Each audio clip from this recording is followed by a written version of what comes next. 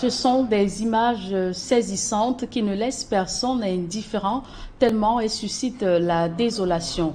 Plusieurs écoles de la région du Sud sont abandonnées dans la broussaille et manquent du personnel enseignant.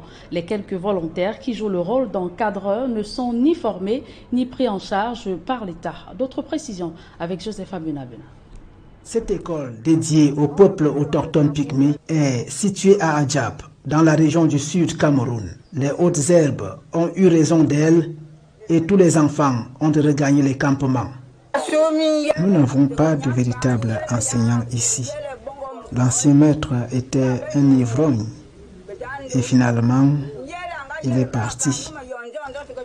Nous voulons un bon enseignant pour s'occuper des enfants. L'unique enseignant qui officiait aussi comme directeur a déserté l'école, faute de salaire.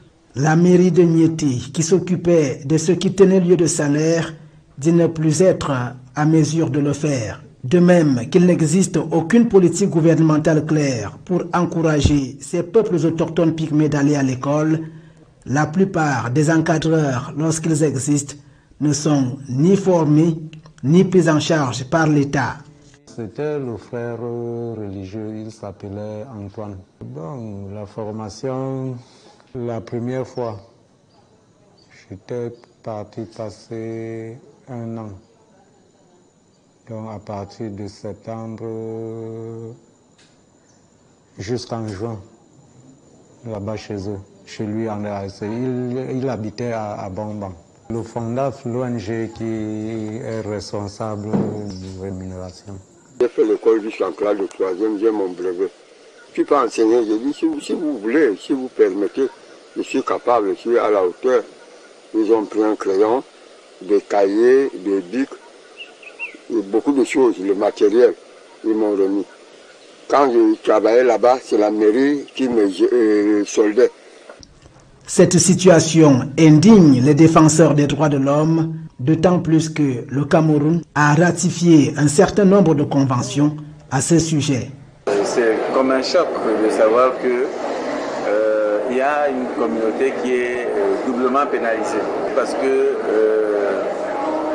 l'accès à l'éducation est un droit pour tous.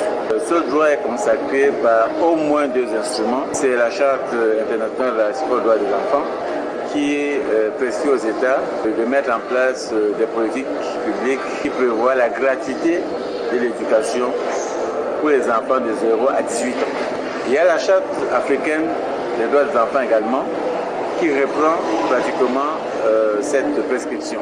Maintenant, en tant que pygmée, c'est une population spécifique qui est marquée par les Nations Unies comme un peuple autochtone, comme une population à protéger. La déperdition scolaire et l'indifférence de l'État inquiètent ces pauvres encadreurs volontaires qui voient leurs efforts vendangés et leurs peines perdues. Si le gouvernement ne met pas la main forte, vraiment, comme ça va, nous, comme ça, on va se fatiguer et peut-être rentrer même sans réussir notre mission. Au regard d'une telle sous-scolarisation, les peuples autochtones pygmées sont exclus d'office de la gestion des affaires publiques. Et quand un peuple est privé d'éducation, mais il est évident que c'est un peuple qui est politiquement exclu, même du champ social, du champ politique et de tous les autres champs. Et c'est pour ça que constater comme ça que cette communauté qui est protégée par les institutions internationales est marginalisée et exclue, n'est-ce pas, de notre système gouvernant, c'est plutôt un problème qui mérite à ce que les acteurs se mobilisent pour dénoncer et appeler notre gouvernement à réagir urgemment pour que soient respectées les dispositions internationales auxquelles elle a souscrit. Avec la déforestation galopante et le manque d'une politique publique efficace d'intégration, les peuples autochtones pygmées du Sud Cameroun restent gravement menacés dans leur existence.